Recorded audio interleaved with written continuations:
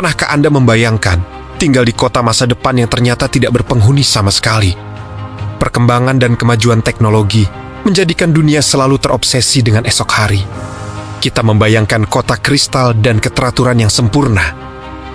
Namun bagi beberapa tempat di belahan bumi ini, masa depan bukanlah sebuah janji dan sekedar mimpi, melainkan sebuah obsesi dan ambisi, tapi gagal total. Kegagalannya bukan karena kekurangan dana, namun kota-kota masa depan ini runtuh sebelum waktunya, disebabkan karena beban ambisi mereka yang terlalu besar. Dan inilah kuburan dari ide-ide cemerlang paling canggih yang pernah dirancang oleh otak manusia dalam 1 abad terakhir ini. Selamat datang di anatomi kota hantu futuristik dunia yang digadang-gadang menjadi kota masa depan, tempat di mana waktu seolah berhenti berputar. Terus mengapa kota-kota ini ditinggalkan sebelum mereka sempat benar-benar hidup? Apa yang sebenarnya terjadi di sini? Mulai dari gurun pasir di Abu Dhabi, lembah ngarai di Tiongkok, hingga pesisir Taiwan, jejak kegagalan ini tersebar secara merata di peta dunia. Janji-janji kemakmuran dan teknologi tinggi yang akan merubah peradaban manusia di awal pembangunannya, namun kini hanya menjadi tumpukan debu, karat, dan beton tua. Sebenarnya, apa yang salah ketika arsitektur tercanggih mencoba melawan kodrat manusia dalam membangun kota masa depan ini? Mari kita bedah satu per satu dalam video ini. Sekarang mari kita sama-sama mencerna apa yang terjadi. Apakah kita benar-benar sedang membangun sebuah rumah, atau sekadar membangun monumen kesombongan belaka? Lihatlah pusat perbelanjaan yang telah dirancang pada kota masa depan ini. Kapasitasnya dirancang untuk ribuan orang, namun tak pernah melihat satupun transaksi terjadi. Sekarang kota-kota ini masih terlihat bernapas secara mekanis, namun mereka tidak lagi memiliki detak jantung kehidupan manusia di dalamnya. Pertama, kita mulai perjalanan ini dari eksperimen paling ambisius di tengah padang pasir Abu Dhabi yang panas. Inilah kota masa depan gagal yang pertama, Masdar City. Masdar City di Abu Dhabi adalah sebuah mimpi tentang kota masa depan yang didesain nol karbon, yang dijanjikan akan menjadi standar baru bagi peradaban dunia. Arsitekturnya memang sangat-sangat brilian. Pada desain kota ini, mereka menggunakan lorong angin kuno untuk mendinginkan suhu gurun secara alami tanpa listrik.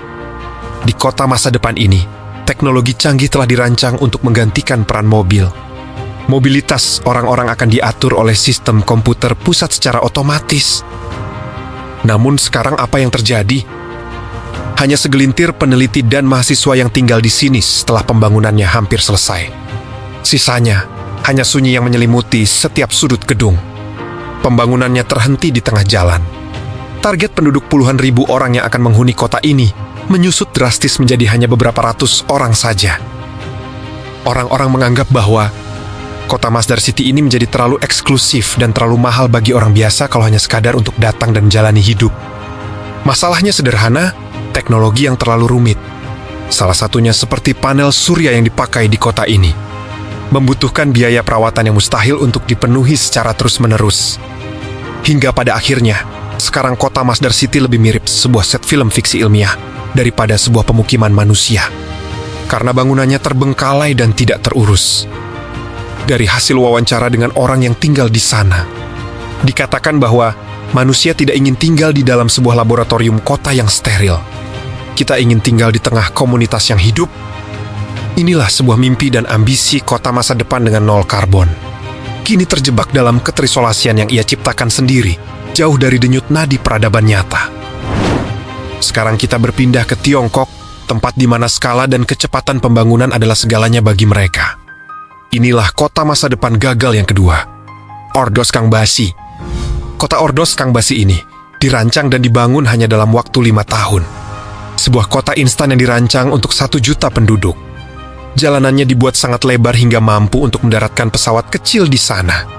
Namun tak ada satupun pedagang kaki lima atau kehidupan sosial di pinggir trotoarnya. Kesalahan utama di sini yang menjadi penyebab kegagalannya adalah terletak pada skala pembangunan. Semuanya dibuat terlalu raksasa bagi langkah kaki manusia biasa. Gedung-gedung yang ada di kota ini terjual habis sebagai aset investasi para orang kaya.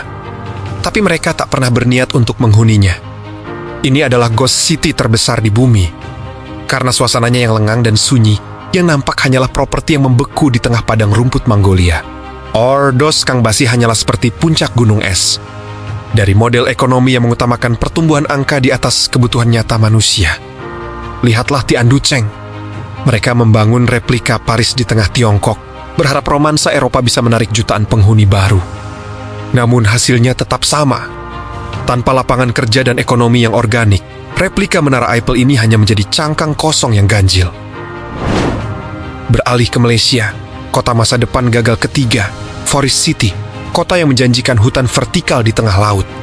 Proyek reklamasi triliunan dolar yang kini terancam gagal. Merawat tanaman di ribuan balkon gedung pencakar langit ternyata lebih sulit dan mahal daripada yang dibayangkan para arsiteknya. Kota ini ditujukan untuk pasar asing, mengabaikan penduduk lokal, dan akhirnya terjebak dalam masalah politik serta regulasi ekonomi. Membangun di atas laut membutuhkan biaya perawatan melawan korosi garam yang akan terus menghantui struktur bangunan selamanya. Ribuan unit properti berdiri tegak dengan megahnya. Namun lampu-lampu di dalamnya jarang sekali menyala saat malam hari tiba di kota laut ini. Sangat terlihat jelas, ada kontras yang menyakitkan antara kemewahan yang ditawarkan dengan realitas ekonomi masyarakat yang ada di sekitarnya. Namun, tidak ada yang lebih ikonik dalam sejarah kegagalan arsitektur selain rumah piring terbang Shanxi di Taiwan. Inilah kegagalan kota masa depan keempat, Shanxi UFO House. Dibangun pada akhir 1970-an. Proyek ini awalnya dimaksudkan sebagai resor liburan mewah bagi para perwira militer Amerika. Desainnya yang berbentuk poj UFO sangat futuristik pada masanya. Namun materialnya ternyata tidak cocok dengan iklim tropis Taiwan. Uap garam dari laut dan badai topan yang sering melanda dengan cepat merusak struktur plastik dan beton bangunan unik ini. Rentetan kecelakaan tragis selama masa konstruksi memicu rumor bahwa tempat ini terkutuk, membuat para pekerja ketakutan dan berhenti. Investasi pun ditarik. Proyek ini dibiarkan membusuk selama 30 tahun sebagai monumen kegagalan sebelum akhirnya rata dengan tanah. Alam adalah musuh terbesar arsitektur yang terlantar. Akar pohon bisa menghancurkan fondasi beton terkuat dalam hitungan dekade. Tanpa pemeliharaan manusia, alam akan segera mengambil kembali ruang-ruang yang pernah kita klaim sebagai milik kita sendiri. Air adalah penghancur yang pelan tapi pasti. Satu kebocoran kecil bisa meruntuhkan seluruh estetika interior yang mahal ini. Binatang liar mulai menghuni ruang-ruang yang dulunya dirancang untuk kaum elit. Sebuah pergeseran penghuni yang sangat ironis. Besi akan berkarat, kaca akan menjadi kusam, dan beton akan retak. Kota masa depan butuh energi besar hanya untuk tetap berdiri. Di dalam gedung-gedung ini, debu menumpuk seperti pasir waktu yang mengubur semua ambisi kemajuan yang pernah ada. Ada rasa kesepian yang mendalam ketika sebuah ruang besar yang dirancang untuk manusia justru tidak memiliki manusia di dalamnya. Grafiti menjadi satu-satunya tanda bahwa pernah ada jejak manusia yang lewat, meski hanya untuk merusak atau sekadar melihat. Kebanyakan kota hantu ini menderita penyakit yang sama. Perencanaan dari atas ke bawah yang mengabaikan kebutuhan dasar manusia. Arsitek seringkali terlalu fokus pada keindahan pola geometris dari langit, tapi lupa bagaimana rasanya berjalan di trotoar. Lorong-lorong ini terasa mengancam dan dingin bagi pejalan kaki. Tidak ada interaksi sosial, tidak ada kehidupan di tingkat jalan. Keseragaman yang dipaksakan membuat manusia merasa seperti angka di dalam mesin, bukan sebagai individu yang memiliki identitas. Tempat yang harusnya penuh tawa justru menjadi pemandangan yang menyedihkan. Ini adalah kegagalan dalam merancang sebuah kebahagiaan. Infrastruktur raksasa ini dibangun dengan hutang yang besar, yang akan membebani generasi mendatang tanpa memberikan manfaat apapun. Kota masa depan gagal yang kelima, Kailamba, Angola. Di Afrika, kota Kilamba dibangun oleh perusahaan Tiongkok. Ribuan apartemen warna-warni berdiri di tengah lahan kosong yang gersang. Bandingkan dengan kota yang hidup. Mereka berantakan, berisik, dan penuh sesak. Tapi mereka memiliki satu hal, vitalitas kehidupan. Kota-kota tua tumbuh secara organik. Mereka beradaptasi dengan kebutuhan manusia selama berabad-abad, bukan dalam waktu semalam. Kerapian bukanlah jaminan keberhasilan sebuah kota. Seringkali, kekacauan yang teratur justru menjadi daya tarik bagi manusia untuk tinggal. Kota yang sukses adalah kota yang menyediakan tempat bagi manusia untuk bertemu, berbagi cerita, dan membangun ekonomi bersama. Ekonomi mikro adalah darah bagi sebuah kota. Tanpa pedagang kecil, Sebuah kota metropolis hanyalah sekumpulan batu yang mati. Keamanan dan kenyamanan pejalan kaki adalah indikator utama. Apakah sebuah desain kota benar-benar menghargai manusia atau tidak? Arsitektur yang dengan ambisi ingin merubah peradaban, yang memisahkan manusia hanya akan menciptakan isolasi. Dan isolasi adalah awal dari kematian sebuah komunitas urban. Keberlanjutan adalah tentang adaptasi. Kota yang hebat adalah kota yang bisa berubah fungsi seiring zaman, tanpa harus dihancurkan dan dibangun ulang. Sebuah budaya tidak akan pernah bisa dibeli dengan miliaran dolar. Budaya tumbuh dari adanya interaksi berbagai macam manusia yang bebas dan tidak diatur secara kaku. Inilah yang tidak dimiliki oleh kota masa depan, Masdar City atau Ordos Kangbashi. Sejarah, memori kolektif, dan rasa memiliki dari para penduduknya sendiri. Kota masa depan yang sukses mungkin tidak terlihat seperti di film Skyfi. Tapi ia mungkin hanya terlihat seperti kota biasa kita sekarang ini, tapi dia lebih efisien. Masa depan adalah tentang konektivitas manusia, sosial ekonomi, dan budaya. Tapi bukan tentang seberapa tinggi kita bisa membangun menara beton dan kaca. Ruang terbuka hijau yang bisa diakses oleh semua orang adalah sebuah kemewahan nyata yang dibutuhkan oleh penghuni kota modern manapun. Kegagalan kota-kota yang ingin merubah peradaban manusia ini memberi kita pelajaran berharga tentang kerendahan hati dalam merancang ruang hidup bagi sesama. Kegagalan kota yang diimpikan sebagai kota masa depan yang futuristik ini adalah cermin dari ambisi kita yang terkadang melampaui batas kewajaran dan akal sehat manusia. Sebuah rencana yang terlihat sempurna di atas kertas bisa saja akan menjadi sebuah bencana kegagalan jika tidak melibatkan suara dari mereka yang akan menghuninya.